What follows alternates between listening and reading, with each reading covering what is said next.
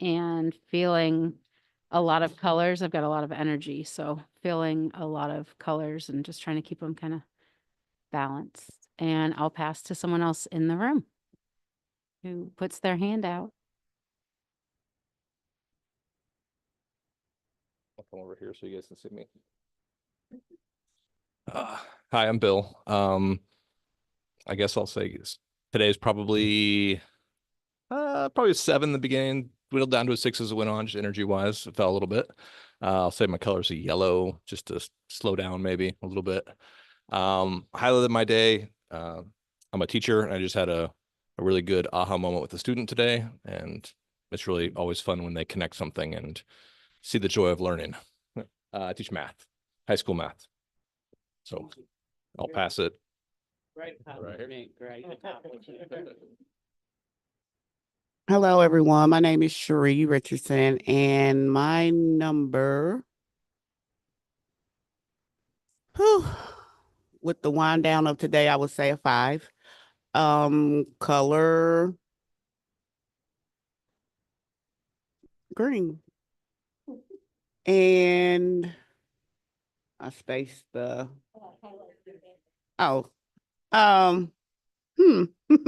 So much to choose from. I would say my highlight today was me staying positive.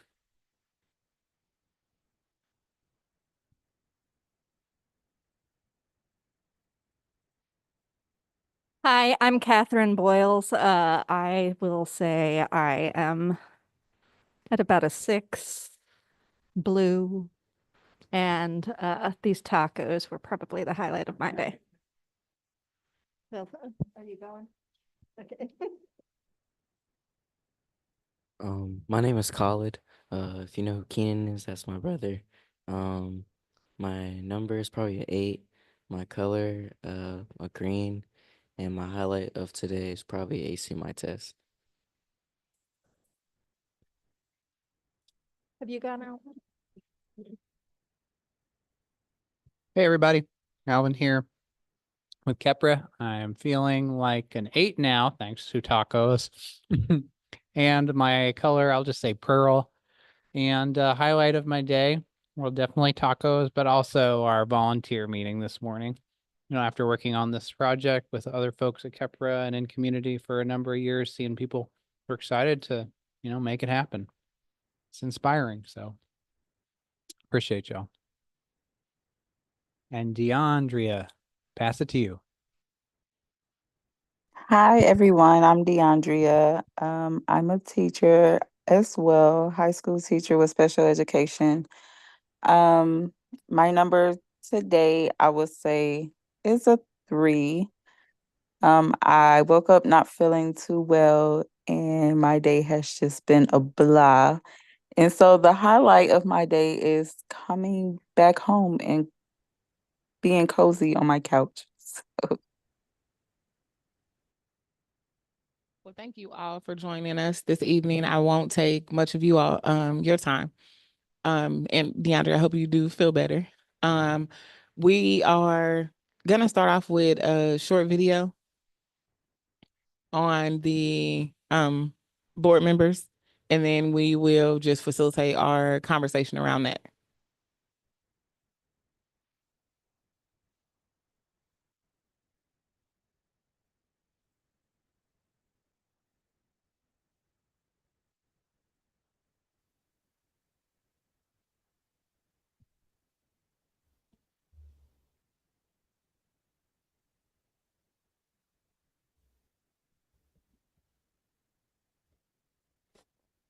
Thank you.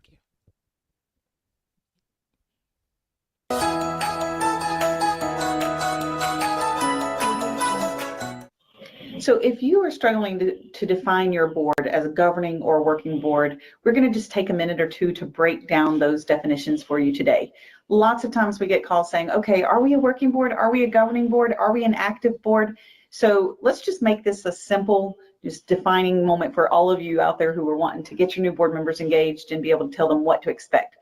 Working boards generally refer to boards or board members that are doing the day-to-day management tasks that are usually handled by staff. New startups, volunteer-led organizations, those are typically working boards. That means someone from your board is responsible for checking the mail, returning client calls, doing all those day-to-day things. That does not mean that the board is not completing governance duty and providing oversight. It simply means that they are handling some of the day-to-day as well. The difference being, over the years, as your organization grows and you transition and hire new staff members, you might begin to refer to yourself as a governing board, because the staff is handling the day-to-day and the board is charged more with oversight. So working board essentially is you're doing the work that staff would normally do because you don't have staff. Governing board, you're providing oversight because staff is handling the day-to-day. Now, that being said, it's really important to remember that both boards, governing and working boards, should be active. There are four cornerstones of board governance. There are different roles and responsibility that board members play, whether they are working or governing. So regardless of your title, that defining board title, your board members should be active. This might be important as you recruit new board members, because if a board member is coming on and you are a working board, they need to know to expect to be handling some of the day-to-day stuff. They might be expected to roll up their sleeves a little bit more, in addition to fundraising and planning and some of the other things that governing boards do as well. If you already have staff in place, then you will let new board members know that it is a governing board, you provide a lot of oversight, but that you expect their actions, their activities to focus on fundraising, planning, policies, and approval making that typically come with the governing board job description. So hopefully this was helpful in helping you determine if you are a working board, a governing board, but at the end of the day, you want to be active no matter what your board title.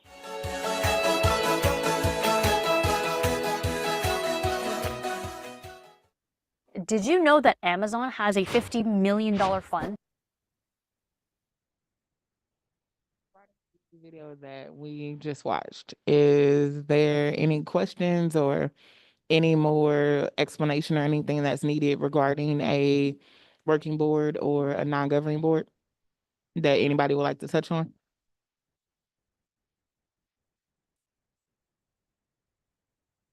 Thanks, Ashley. My question is, how many staff members are currently on CLT, and like what are those roles fulfilling, so that we know what spaces need to be filled and how we can support?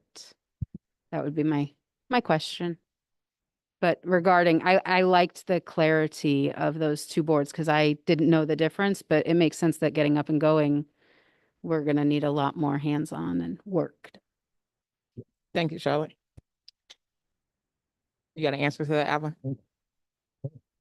Actually going to kick it to Stephanie if you want to describe kind of the work and role you play in it, and maybe if you want to take a stab at the rest of the team, kind of the roles they play. Well, let me pull up our document that you sent us a couple weeks ago. No, that actually may not be a bad idea though.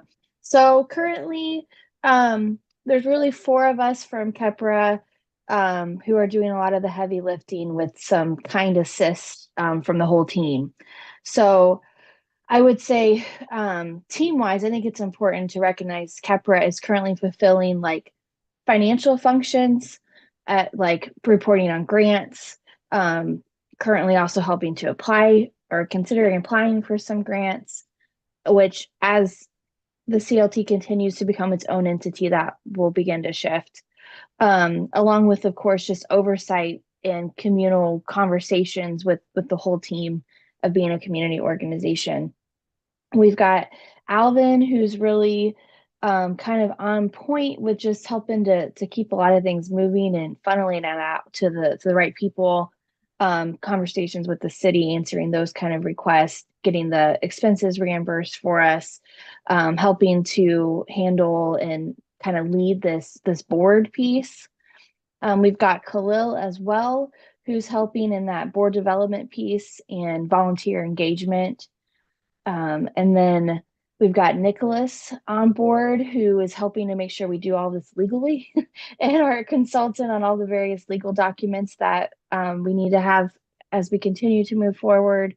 And then my main role is working with our four homeowners as they go through this process of getting into homes, and also staying aware of the whole spectrum of housing, just locally of where we fit in and also what advocacy opportunities might be here for us, and kind of leading the call with our Indiana CLT counterparts so that we all stay connected and can learn from one another and can pursue advocacy opportunities together as well. I'm sure I missed something or slightly misspoke a bit, but that gives Alan a good starting point. Yeah, can you hear me? I think the Yes. oh, okay, great. I would say yeah, it really depends on, and you're thinking about starting up, what kind of staff is needed. I would say at the scale that we're at now, maybe like it's helpful to have eventually to have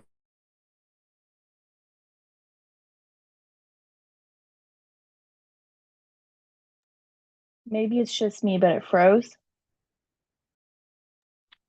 It froze for me too. Yes, it did.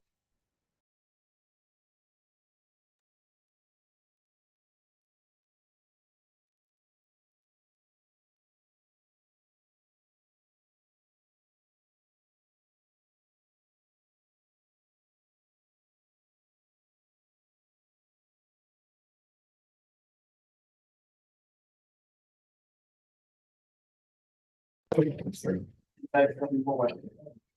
you hear me now? Okay, can you hear me now? Yep, it froze right as you were Okay. getting started, Alvin. All right, no problem.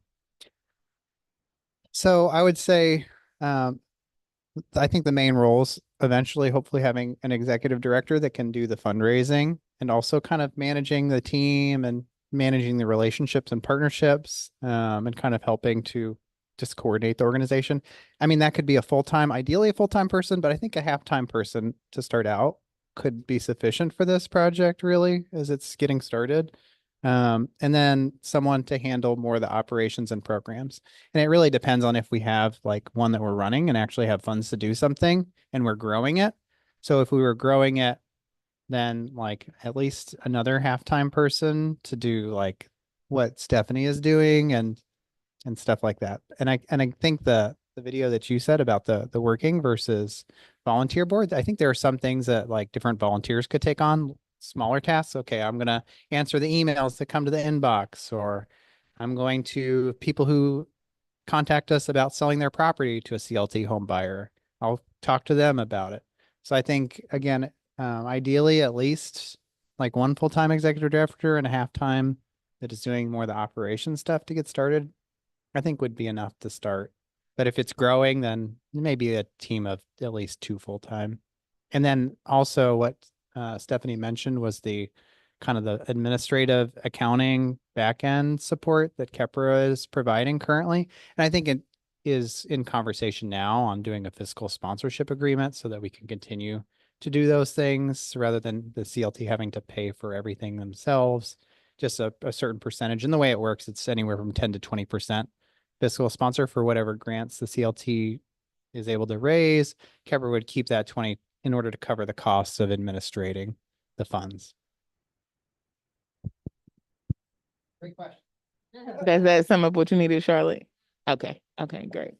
Anybody else want to make a comment or anything regarding the video we watched?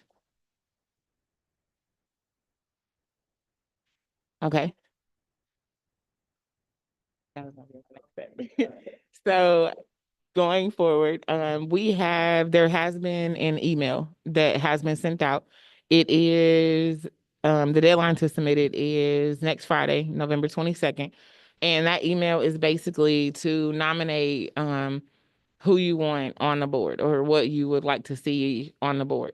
There basically is a, job form that was sent out that asks some additional questions like what assets can you bring, what offices you hold, what's your history, things of that sort. Just providing some more details so that to see what a person that wants to be on the board can bring to the board. So those emails were sent out earlier today. So anyone who has showed interest in that, in that email, please make sure to have that filled out. Again, that is needed to be submitted by next Friday, November 22nd. And anyone who didn't receive that, let us know. We can put that link in the chat for you if you have submitted interest on being on the board. And to clarify, if I had already filled out the form to volunteer or showed interest in the board, do I need to fill out this new form that's in the email too? Yes. And just to reiterate, Stephanie, you said if you have shown interest in the board, then yes, you should have got the email to nominate yourself, basically providing the additional questions that's on the new form. Perfect. Thank you. All right.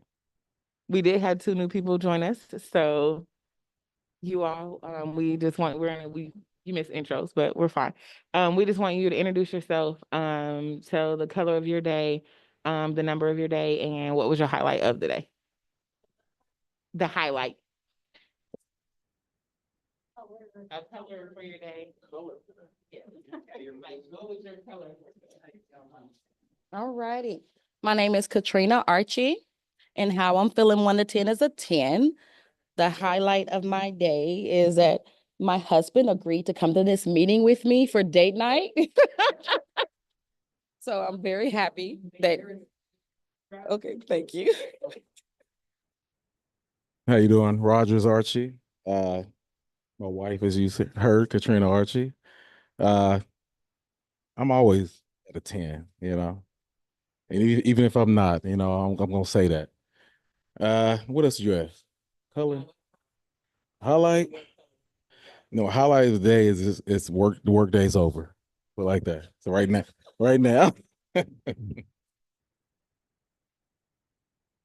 Right. Thank you all for joining us. Okay. Just recapping things that we discussed earlier today. So there is a current proposal for expanding the board from 10 to 12 seats on the board, which 2 of those seats will be reserved for COT homebuyers going through the pilot right now. We will send out a full list of the nominees on December 2nd. And along with the way that those that are voting will be able to cast their votes. Okay, I have 2 questions, and I might have missed it. How out of the lottery, those are the winners. They are gonna know to like nominate each other or vote for each other. How is that gonna work? Or are we also voting for them just to get on the ballot? So, yeah, so it's gonna be 2 of them, but it's more than 2 winners. So I'm trying to see how is that selection made. What do we know? I don't think we worked out the total details, but probably they'll be on the ballot. So whoever submits, if there's more than 2, it'll be the 2 that get the most votes. And just to piggyback off the form, if you know someone that has yet to even come or be a part of that you may think wants to sit on the board, inform them and nominate them too. Say, hey, I heard about, like, especially if they have that criteria, if they meet it, if they're interested, part of the working board. Like, some people are just not aware of this right now. So that information, like, hey, come in, see us, vote. And then you said it was 10 members. It was 10 board. But they are proposing for it to be 12. Okay, 10 board. And also, I just want to give you all an update. We are currently working on some pilots so that we can get on LinkedIn, social media platforms, things of that sort, so that we can get more individuals engaged, because people don't do because they don't know. So if we inform them, they will do and know. We do have our annual meeting on December 11th that will give candidates a chance to introduce themselves for KEPRA and other administrative powers to ask them questions regarding it. We will send out a recording and keep voting open electronically until Friday, December 13th. The 10 with the highest votes will be elected along with the 2 CLT home buyers on that.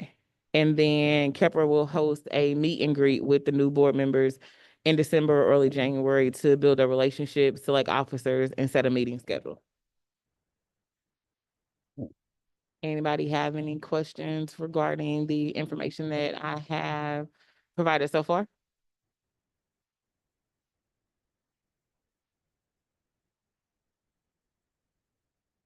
Well,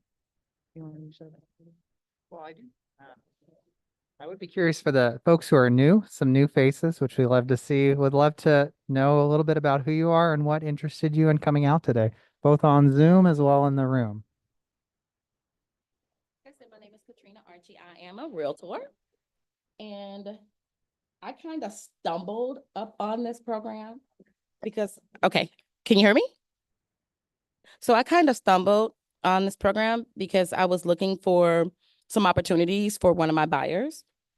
And I was like, wow, this is kind of nice. So I saw the lottery, and she did enter for the lottery, but she had technical difficulties, which is something that I try and help my seniors with when it comes to that. I advocate for them and try and help them with technology.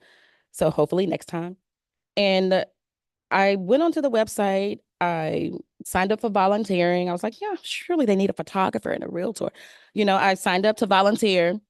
And then I saw about the board. And I was like, that's interesting. And so I decided, hey, why not? Because it's something that I'm very, very interested in when it comes to affordability for homes and the community. So it's right up my alley. And he's just here to support me.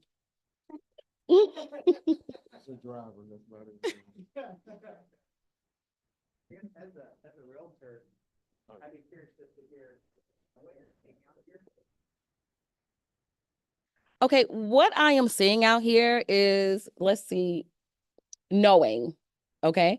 Knowing what the process is, knowing where to find opportunity, money, and affordability. So just knowing. So my main thing is trying to teach and informing and just helping the people who are underserved at this point. So that's what I'm seeing. A lot of them don't know. A lot of them are actually ready, but they don't know. I mean, they've been paying rent for almost 20, 30 years in the same place, and they have no idea that they can actually buy a home. So the more people that I meet are in that position, I have to get them to trust me because they don't. And once they trust me and see that I'm a hand holder and I'm going to help them along the way, that's when it becomes a little bit easier and to help them find the funds and what they need to get a house. So I'm seeing a lot of people just are not educated when it comes to purchasing a home.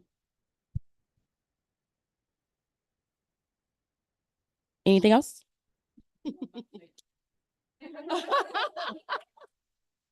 Yeah, no, I literally was just talking about that realtor joining because I was like, in this what we're trying to do, it's good to know the play on selling and owning property. Because of course. But because as a homeowner and happy to not be in the home buying process, that process itself is a what opportunity for learning, you know, teachable moment, should I say. You know, it's like, because when I purchased my first house, now that I look back at it, I was like, oh wow, they really got me. They really got me. Because the first house I bought, I had to replace a furnace, like off top, and because I wasn't aware of certain things. Yeah. But okay, off topic. Sorry guys, let's get back on track. But yeah, I'm gonna nominate Miss Archie. Other positions that I felt like, could we talk about some of the other positions we feel like are suitable for the board so people know who to nominate? Other positions that I felt were necessary were people that were familiar with the underserved community and what were we talking about, like homelessness or home insecurities that they deal with. I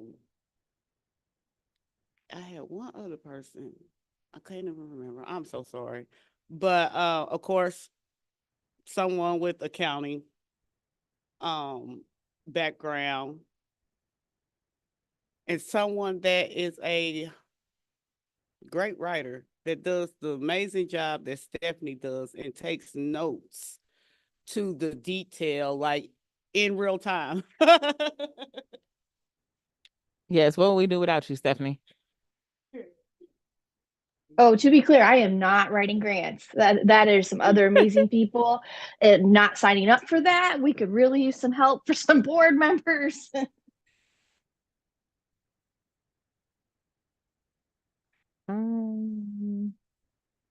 Any questions or anybody have any points that they want to make? Is there something that we're missing as far as the board, the nominees, any other roles or people who you feel like we should be nominating for the board?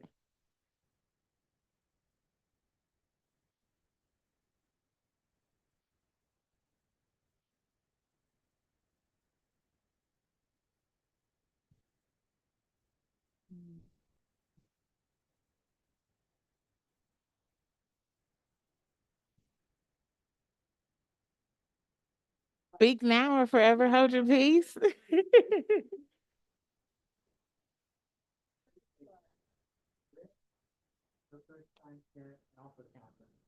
Okay, well, just so Miss Britt, I've just been informed that you're a first timer. So can we ask what you do and what got you here this evening? Actually, this is my second time. And okay. and I got involved. I found out through a project that we're working on. I work with a council member here. I'm not even from Indianapolis. I'm from Minneapolis.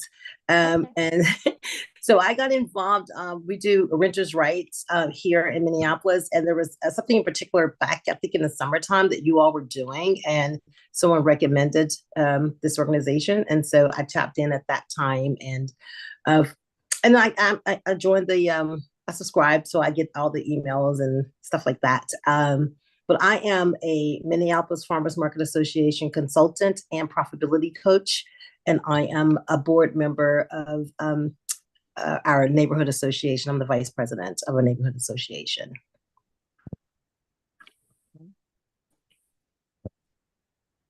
Miss Britt, you said poverty relief coach? Profitability coach. Yeah. I do farmers finances. Okay. Well, thank you for coming again. Definitely. You're welcome. Okay, and we have someone here with us who's going to tell us more about herself. So I've been vaguely aware that this has been going on for a while, and just like actually opened up my Kepra email today and was like, oh, there's a meeting about it happening tonight. So that's why I'm here. But I'm interested in it mostly because our current housing market sucks, and this seems like a good community-based initiative to try and make it suck a little bit less. So yeah.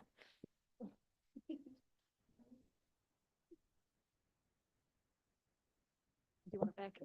Thank you. Okay, well, we've got to the nitty gritty. We have had our introductions. Thank you for our newcomers who are here for coming out. We have a short video that we want to touch bases on, just giving some more insight regarding board delegations, nominees, things of that sort. Is that okay? This one is on. Oh, I'm sorry. The housing initiative. My apologies.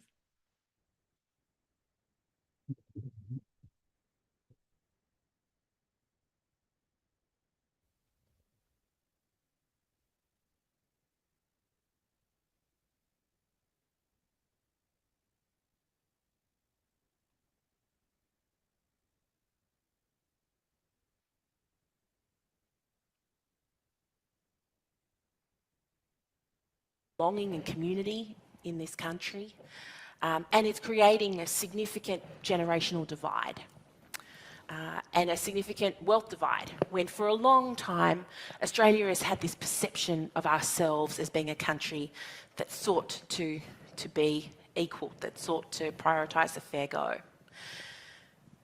But while we've been having more of a conversation about the symptoms of housing, of our housing system and the issue of housing affordability, we haven't really had a conversation in this country about the foundations of this system that we have today.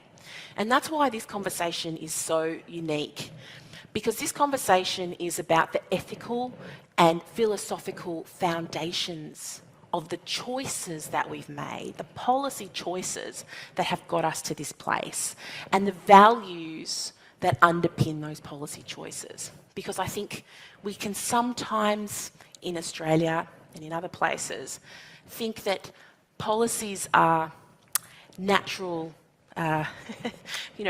natural events, phenomenon that kind of are handed down. That's just the way things are. That's just the market. But there are value choices that have gone into those policy outcomes that we're experiencing. And so that's why I'd like to invite Ingrid to open our conversation tonight by talking about the ethical and philosophical basis of this conversation. Ingrid. Thanks, Jess. Yes, well, thank you for having me here, and thank you to all of you for coming. I'm a political philosopher with a focus on economic questions. I actually am also fully trained as an economist, but I'm going to try to ask the philosophical questions here. And when preparing for this debate, I thought I could start by just saying that when you look at this question of the housing crisis, there are 4 issues that, in my point of view, stand out. And the first one is, and that's actually the most fundamental question, is to ask what kind of good housing is, what kind of thing it is. And there are many different answers, but I want to single out 2 of them. One is that it's a resource that's needed for people to make a home. Hence, it focuses on meeting an essential human need. If you take that perspective, then housing becomes a human right, and as we know, it is mentioned as a human right in international declarations of human rights, and also, importantly, it is in a lot of constitutions. It's mentioned as a social right. The other perspective well, there are many perspectives, but I think another important one is to see housing as an asset. And this can be a family that regards a family house as an asset because they want to have they want to try to build up some family wealth. But it could, of course, also be individuals and corporations that rent it out and hence see it as an investment object. And I think this will play, a real big role in the debate because there are tensions between seeing it from those 2 perspectives. A second thing that I think we can take from philosophy is the notion or the concept of ownership. And here, well, speaking from my ethic of the planet, we tend to think of ownership automatically as personal ownership, but actually there are different types of ownership, at least 3. There's personal ownership, what each of us has. There's public ownership, what the state has, and there is common ownership, which is what communities or associations of individuals have. And I should say the common ownership in the Netherlands is very important because social housing, which has historically been extremely important for public housing in the Netherlands, is a form of common ownership. That means it is neither owned by the state, nor is it owned by profit-seeking companies. And that creates certain dynamics. If houses can be properties of individuals, families who live in their houses. It can be families who rent it out, landlords, or it can be commercial corporation. And the motivations that people have if they own a house, of course, really differs. Families want to have a home.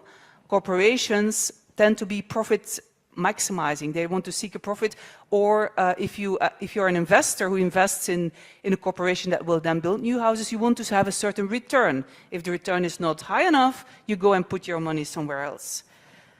Now, what I think, and this is going to be rough, but I'm sure we can get back to this in the discussion, what I think is essential in this whole housing crisis debate is the neoliberal shift we've seen over the last 4 decades.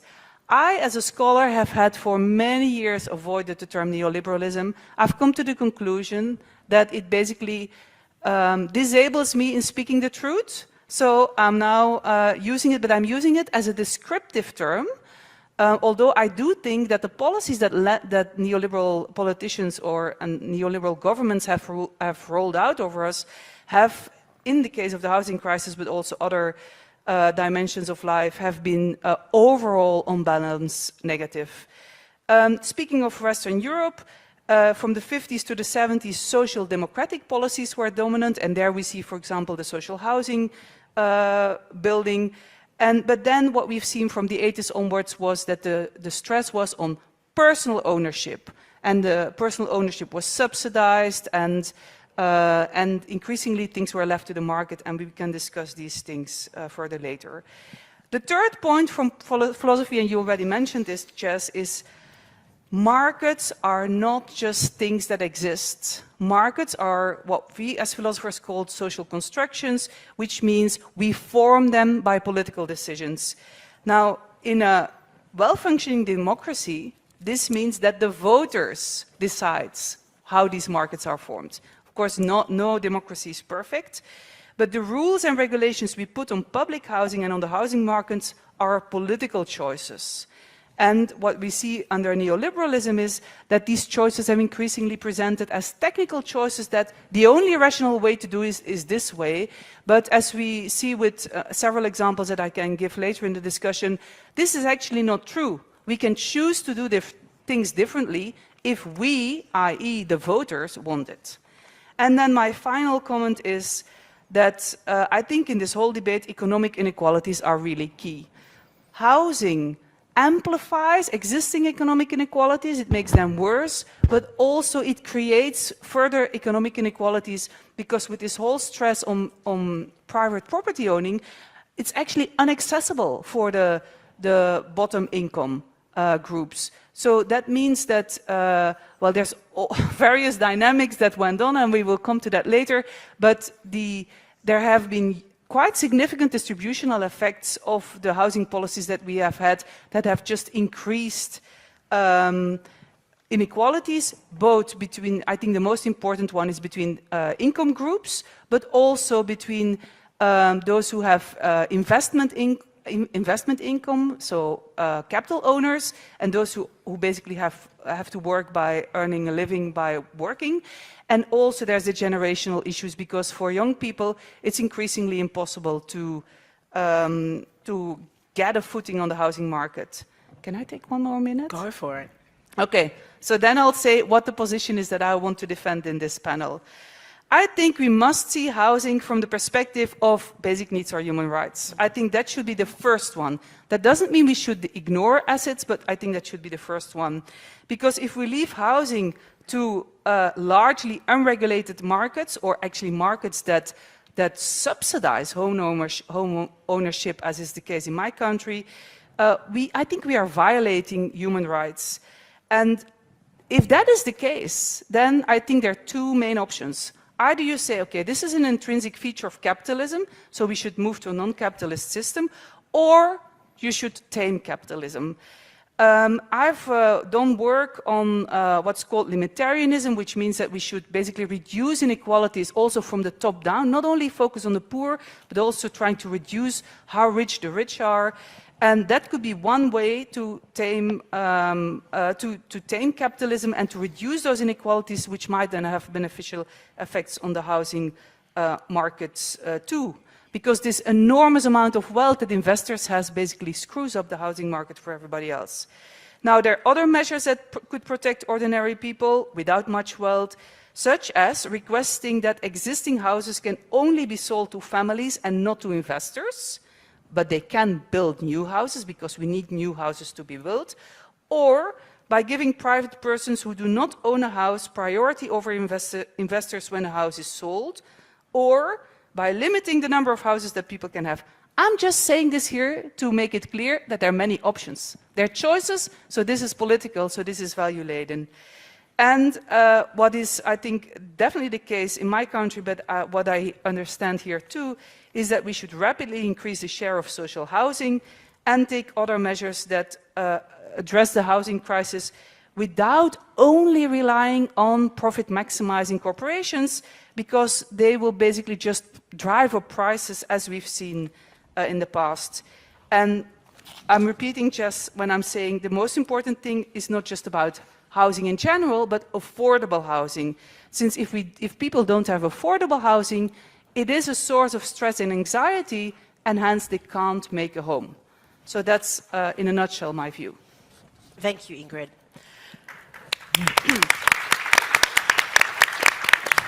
And it's worth noting that libertarianism is a broader political philosophy, but we're applying it in this context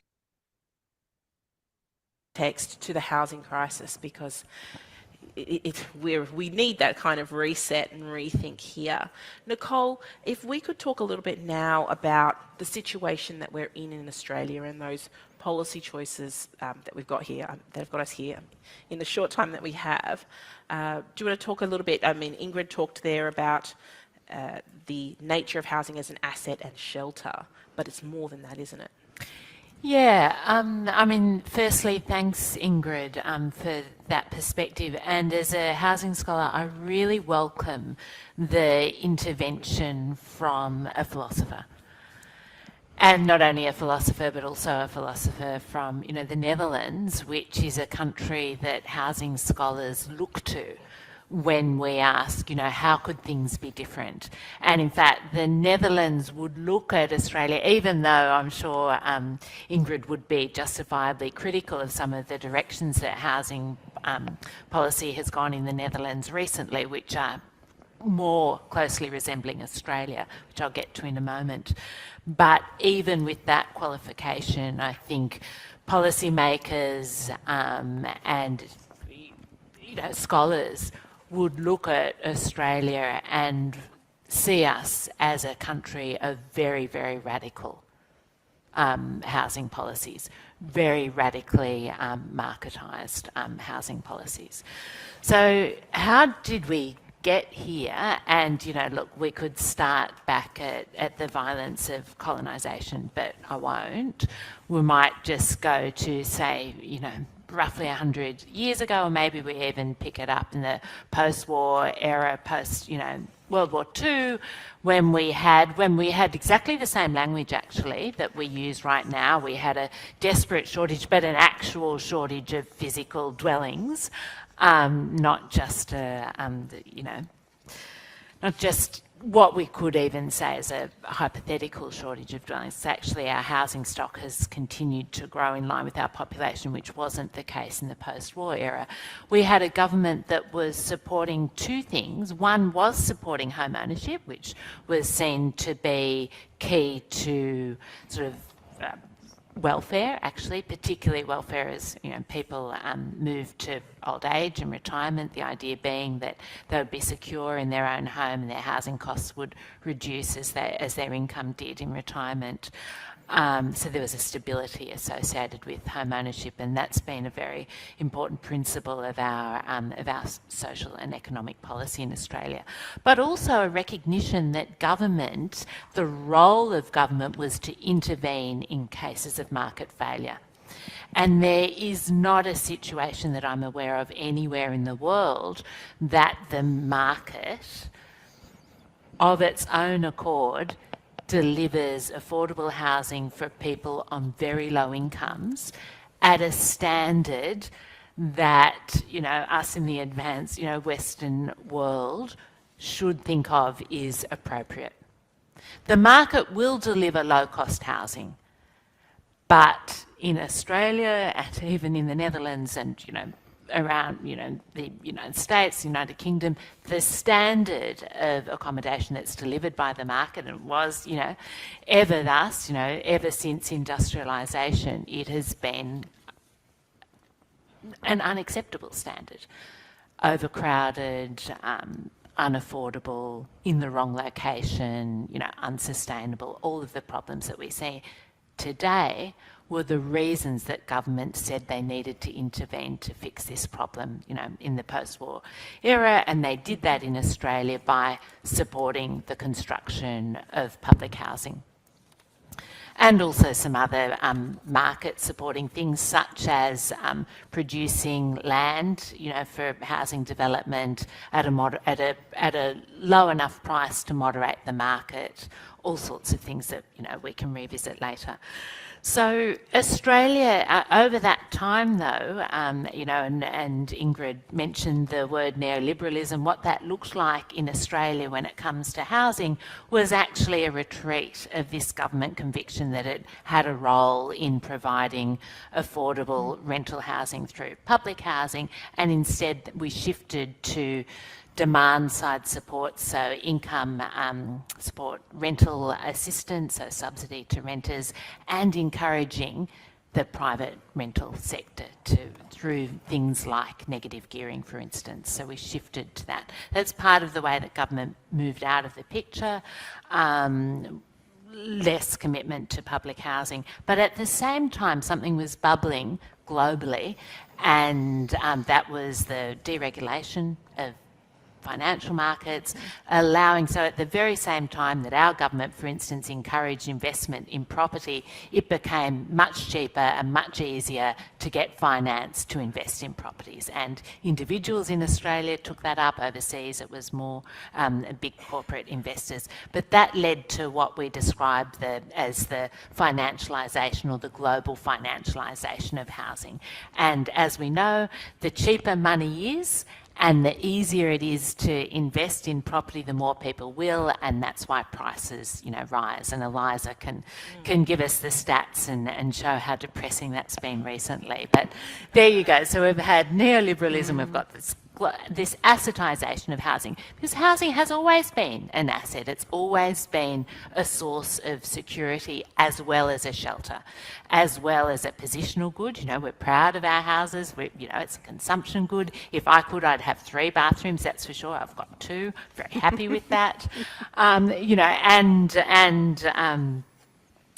housing, you know, so it fulfills a whole lot of different and complex functions. But what did you want to ask? I'm sorry, I've like forgotten that the was original all great, problem. actually. Yeah. So I feel like we've got that, Nicole, because it was really, my question is, where are we at now? Oh, where we're at now, okay. And that's where we're at now. Can we, no, where we're really at is we are waiting to find out, and who knows which side is right, we're waiting to find out whether our Commonwealth Government will be able to introduce the Housing Australia Future Fund, which will take us to providing 5,000 social and affordable housing dwellings per year. We know we need at least 5 times that. It should really be 30,000 a year.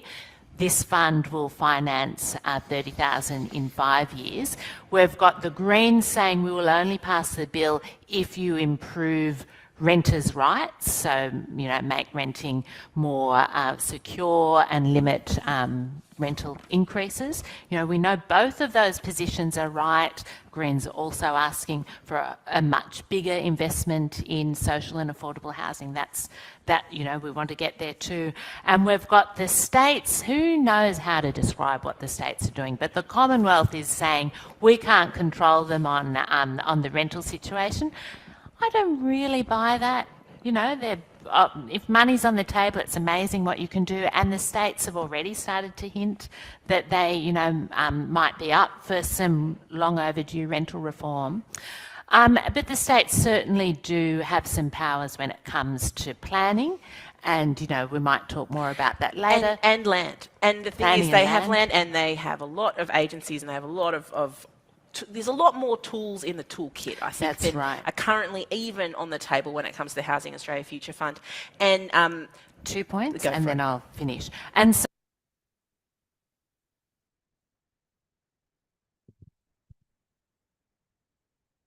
how did everybody feel about the video?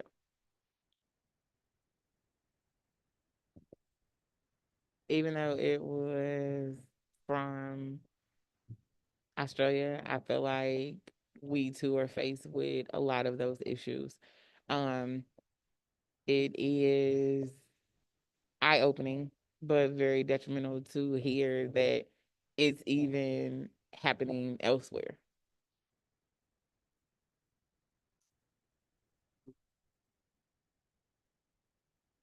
Alrighty, so I hope everybody enjoyed the video.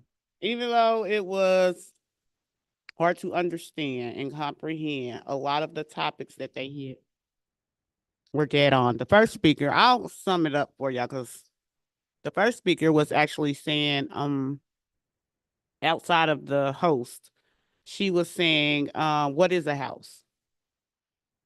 What does it actually mean? And the one thing that hit me was that she said first, it's a human right. And right now, if you're in this market like everybody else that I know that worries about having somewhere to live, you've looked at how the prices for owning a home have doubled, how to rent a unit, because I won't even call it a house, any unit has gone out astronomically out the way, you know? And then they say the homeless numbers are rising. No one can afford to live in this great country we call America. That's a problem in itself. It's a human right. And then essence was the second thing she said, or was one of the things. Essence and asset. Okay, asset as well. But and when she said the house, it was the essence of the family. To me, home ownership gives you a foundation. It gives you some kind of permanent mark that says you were there. Like when they go down the line, if you don't have nothing else, you got a deed to your house. if nothing else in history, they can pull that up. So it gives people an essence of belonging. And then of course, asset. And then the second speaker was speaking about the subsidized housing and rental gouging that a lot of people are seeing and what they do. And for me, I'm sitting here and I'm trying to think of my post to say, who wants to be part of a community that is willing to offer affordable housing? Please come join CLT, because the land trust is doing just that. Like, we're trying to cut out everything that they spoke of and only give home ownership, a sense of being, growth inside a community, and of course, an asset, because even if you don't want that house anymore, you can sell the home, but it's going to be at an affordable price. So, I think that kind of like, I'm too excited on the inside because I'm like, that's the whole purpose of the CLT, is to give everybody the opportunity to be a part of a stellar or a pillar of the community. Well, I mean, I feel like she spoke for all of us. Anybody else got any different thoughts?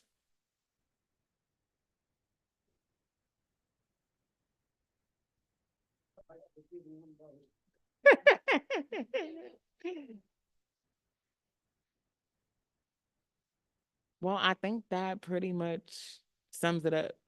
So again, going back to the oversight of our meeting, the board, we need individuals who understand the topics discussed in the meeting, who understand the issues that we are faced with and want to be a part of the solution.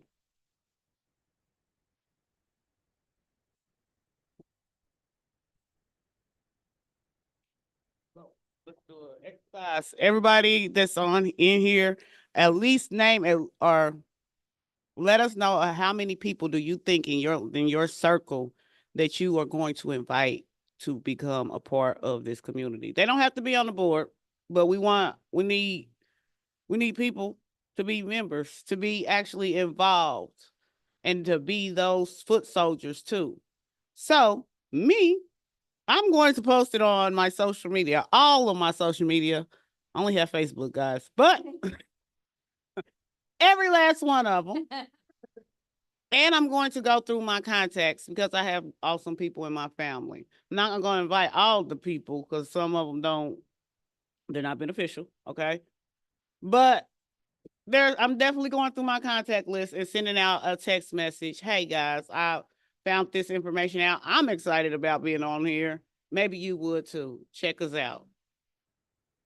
So I think that was 2 different ways. Hope I reach at least 50 people.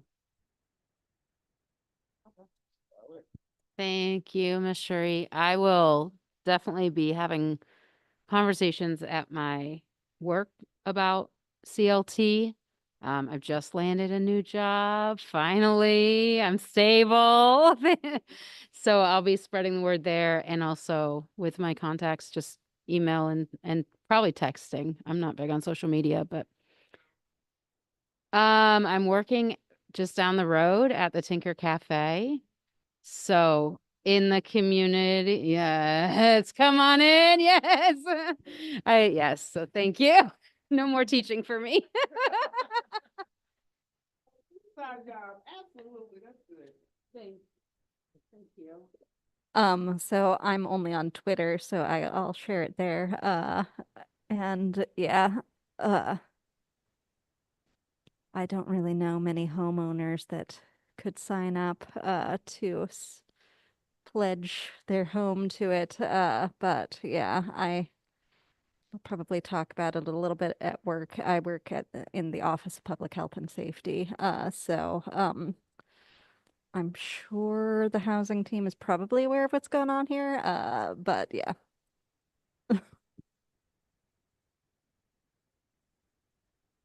I can definitely think of some people.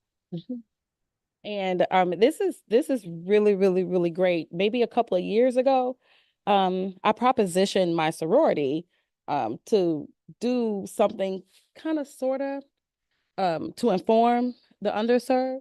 And I had this whole little write-up. It was amazing. And then I said, you know what? I'm gonna hold off. And I don't know why I was holding off. And because when I was going to ask people to help, I wrote something like, what was it? Where is it? I said something, in order for this to be a success, it would be beneficial for those on the front line, which is to have good communication skills, listening skills, empathy, especially empathy, and a heart to serve. And I said, if you currently don't possess any of those skills and characteristics, it's very likely you will gain them during your service for the people who would benefit from the initiative. Because I was considering it an initiative. Because being in this profession, when they were talking about the market, that's something we kind of tell sellers when they list their houses. We're like, well, the market kind of sets the price, you know? But, and also when it comes to them saying, hey, I want to list it for this. It's their house, okay? It's theirs, they pretty much do what they want to do. However, just educating them also. And a lot of them, they want people to buy the houses, a lot of them in the neighborhoods. And they will say it. I don't want an investor getting this house. So yes, this is something really, really big. I'm loving this, every bit of it. And so yes, I can think of quite a few people. And yes, I will definitely put it out there. You, honey? No, I'm good. Well, definitely. We thank you for that, Ms. Archie. When it comes to what we're looking for, that is it. You said you didn't provide the initiative prior because everything happens in the perfect timing, and we needed you now.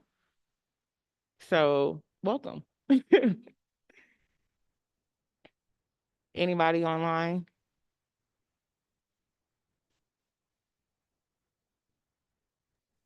I'll definitely share it on my socials for sure. Because it's necessary, it's really needed. I work with the housing, community here in Minneapolis, and someone spoke earlier. I can't remember who it was, and they were saying that often it's just people don't know. They can't do because they don't know. They don't have the information. So I will definitely add it, put it on my social media. Yes, and even though you're not here, I mean, I feel like the platform is there. Somebody will search home ownership. Somebody will search help. What's next? It'll get to the right people. So thank you. I will let Britt know, if you don't know, there are a couple CLTs up there, City of Lakes CLT and Rondo CLT that are cool people. That's how I found out about you guys. I work with Ron. Okay. Okay, good deal. Thanks for joining us. All right. Let me just make sure I haven't missed anything that we wanted to go over. Anybody have any insight or any comments or concerns or questions that you all have while I am reviewing our prior information? Recap. I think that's it. Recap. Nominations are due the 22nd. That's Friday.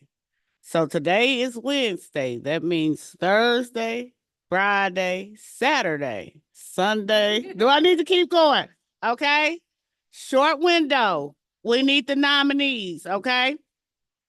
And I see 1, 2, 3, 4, 4 names there on the screen. 6 here in person, and many more.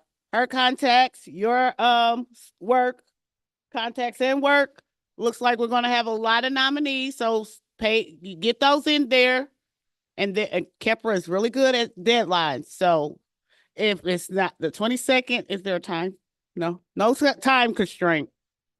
Long as it's the 22nd, you good. Get them in there, and then we vote on the 13th. So we'll send it out. Okay. Go through December 3rd. Okay. So And we should be coming to the next membership meeting, right? To learn about these board members? Oh, yes, we should. December 13th? I'm sorry, December 11th. Don't come on the 13th. Come the 11th. Our co-facilitators, a round of applause. That means I'm good for about 90 days, right?